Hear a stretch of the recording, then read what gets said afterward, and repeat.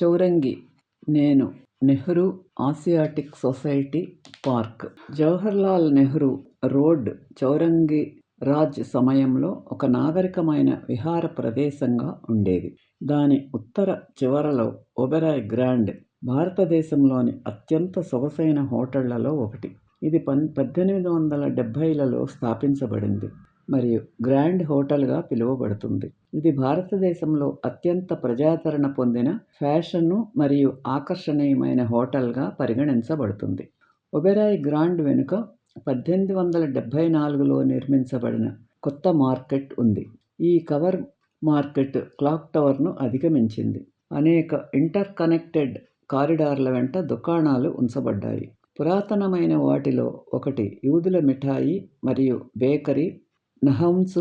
ఇందులో అనేక రకాల కుకీలు, ఫడ్జ్ మరియు మసాలా కేకులు ఉన్నాయి.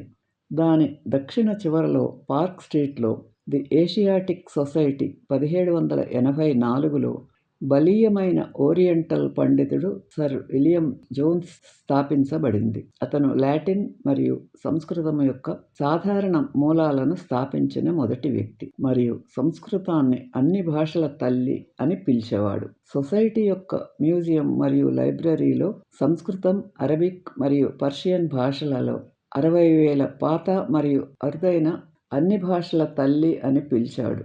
ఈ వీడియో మీకు నచ్చితే లైక్ చేసి, షేర్ చేసి, సబ్స్క్రైబ్ చేయండి.